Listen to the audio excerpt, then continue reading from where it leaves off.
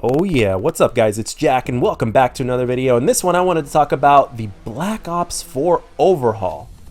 The Black Ops 4 Overhaul that we never got, that we should have gotten, and that would have totally and 100% completely saved this game, and people would have been on much better graces with Treyarch, or should I say Treyarch would have been in much better graces with us, or whatever the deal is. As well as a few other things. I'm actually going to spend some time roasting Treyarch in this video. You guys know that I've been roasting Modern Warfare off and on and Infinity Ward off and on throughout many videos. And I'm going to kind of dumb it down a little bit in this one. I mean, they will be mentioned. There's no doubt about it. I mean, how can you not, especially when you talk about a subject like this?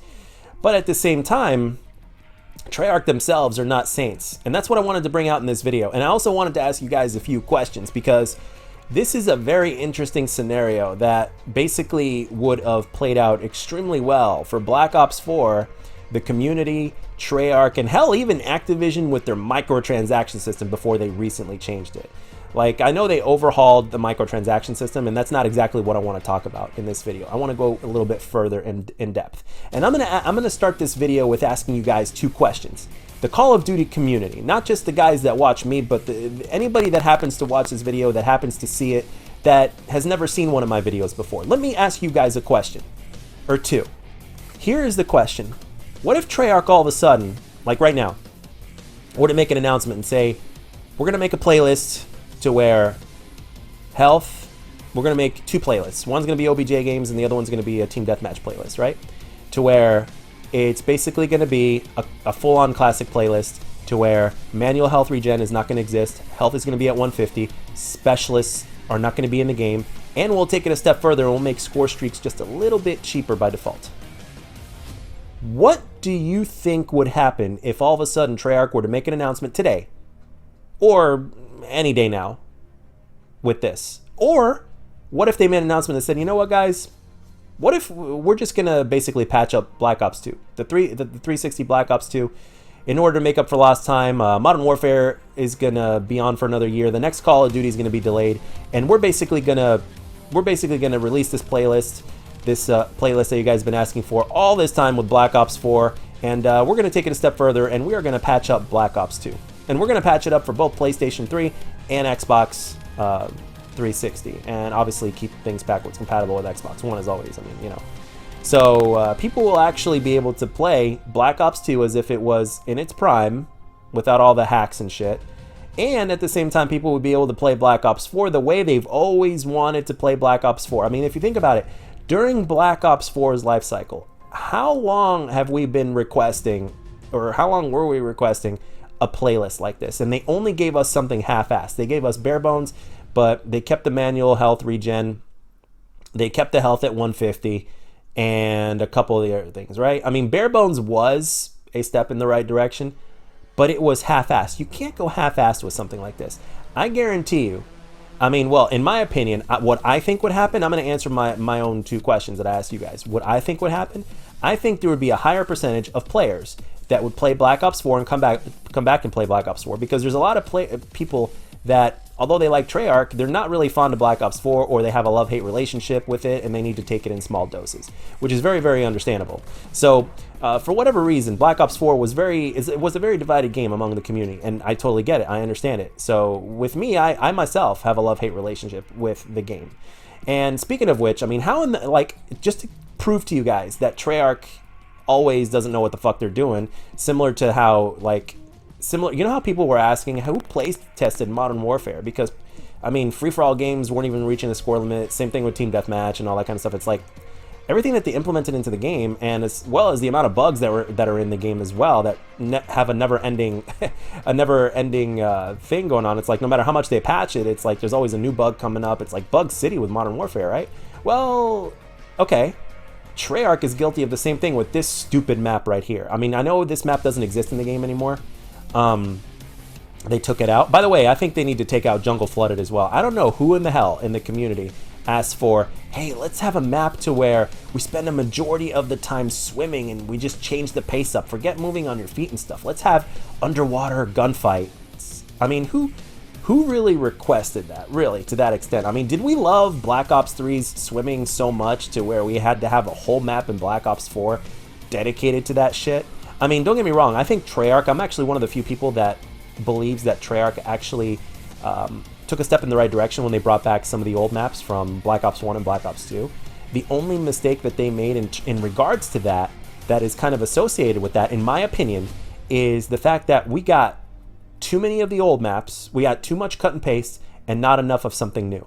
So, I mean, you got to keep things at least even. I mean, you got to have just as much something new as you do something old if you're going to do something like that. You can't have the old stuff basically taking place of the new stuff, especially if your game is called Black Ops 4. If they were going to say this was kind of like a Black Ops trilogy game, if Black Ops 4 were to be called Black Ops Trilogy or something like that, it would make a lot more sense for them to do that. And people would understand it, but that wasn't the case. It was called Black Ops 4. And Treyarch themselves have said that this was their most, during the reveal, they said this was their most ambitious Call of Duty to date. And we know that that's complete bullshit. And on top of that, we know that this game was meant to be kind of like a hybrid game of Overwatch and something else or whatever the hell it is. So, and with the EKIA and stuff like that, and with the health being 150, I mean, I personally don't believe that the health being 150 was all about guns and the damage that guns can do. I mean, I'm no math whiz or anything like that, but they can play around with math a hell of a lot more than I even know what exists with math. So for them to kind of break it down like that in terms of how weapons work, I mean, seriously, they could have done something else. I mean, in terms of the limitations that math has, which is basically, like, in my opinion, damn near limitless. I mean, they easily could have done something else and kept the health to 100. But again, they originally had a different vision for this game, and they wanted to keep part of that vision alive because, well, they wanted to, well, they're cocky. I mean, if you think about it, especially after Black Ops 3, or who knows, maybe even after Black Ops 2, Treyarch has been showing signs of cockiness, and that's something that you don't want, because they basically, during its life cycle, Treyarch basically tried to basically say, without saying it, right? But if you read between the lines, you could tell. They were basically telling the community, like, we know what you like more than you do. Kind of like what Infinity Ward is doing now with Modern Warfare, right?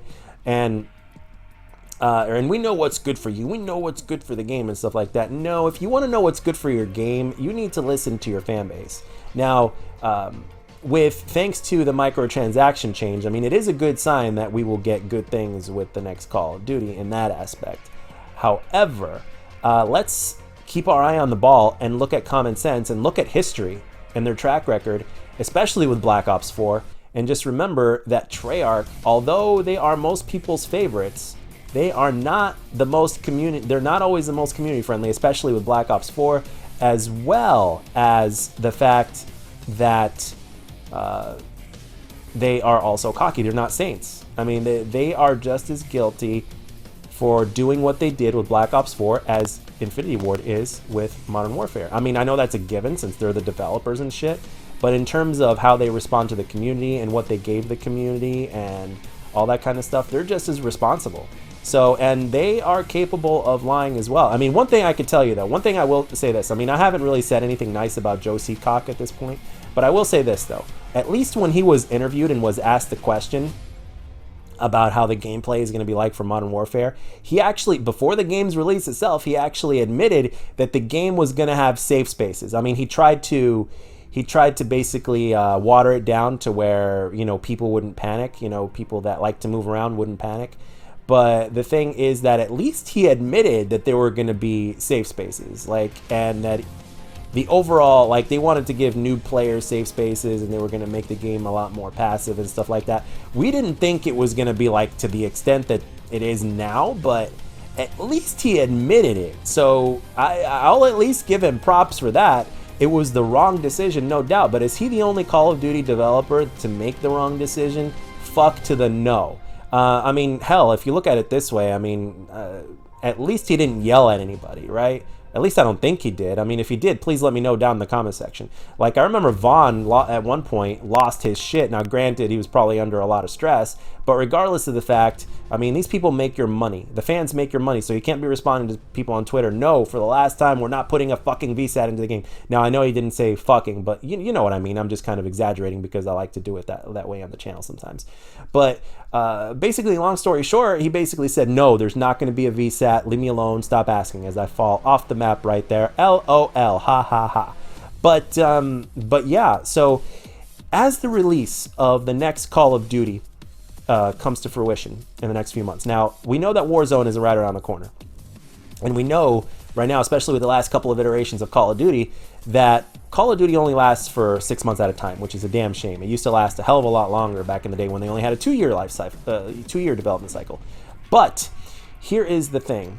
Warzone is right around the corner, and whatever Modern Warfare momentum Modern Warfare has is going to be dying down a lot faster than it did originally over the last few months, because of the fact that, well, we've got the announcement of the next Call of Duty coming up. At least I hope we do.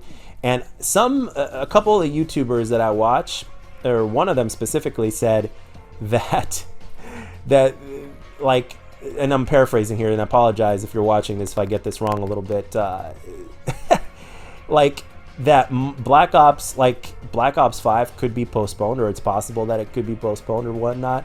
Let me tell you something. I pray that that's not the case, because I really don't think I could handle, and let alone my channel as well, I don't think I can handle like another year without a new Call of Duty that's playable. So Black Ops 4 was underwhelming, but at least it was playable. So Modern Warfare, to me, extremely underwhelming and unplayable for me. So it would be a really big hit for that to happen, but I seriously doubt that's going to happen because Activision likes their money. But if that does happen, doing these two things that we talked about earlier in the video, in terms of the questions that I asked you and the questions that I basically addressed and what I thought would happen, which is obviously, you know, a lot of people would be playing Black Ops 4 and Black Ops 2 if that shit were to happen. I mean, they'd be getting off of Modern Warfare, and a percentage of people would be getting off Modern Warfare and playing Black Ops 2 or Black Ops 4 if they did that. But these are two really good ideas that they could do if basically, like, if all of a sudden Black Ops 5 or the Black Ops reboot or whatever the hell we're going to call it, which hopefully we'll find out soon, gets delayed for whatever reason. I don't think it's going to get delayed, but who knows? At the same time, this might be the reason why they're making Warzone in the first place, even though we got Blackout last time. But I guess, you know, they're going to take advantage of the Battle Royale marketplace, man.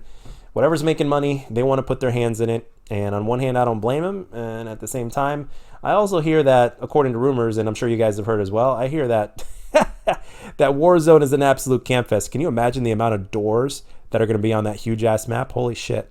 But anyway, guys, that's all I got for this video. Let me know down in the comment section what you think. What do you think would happen if Treyarch all of a sudden made that kind of announcement today? And obviously we know why it didn't happen during its life cycle, because it would have made them look like shit.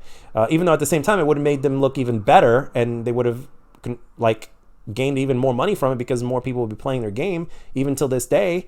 So but anyway, guys, that's all I got. Let me know down in the comment section what you think would happen and your opinions on the whole matter, in a sense. So yeah, all right. And as always, if you enjoyed this video, let me know, and if you didn't, let me know what I can do to make my videos better, and I'll catch you guys on the next one.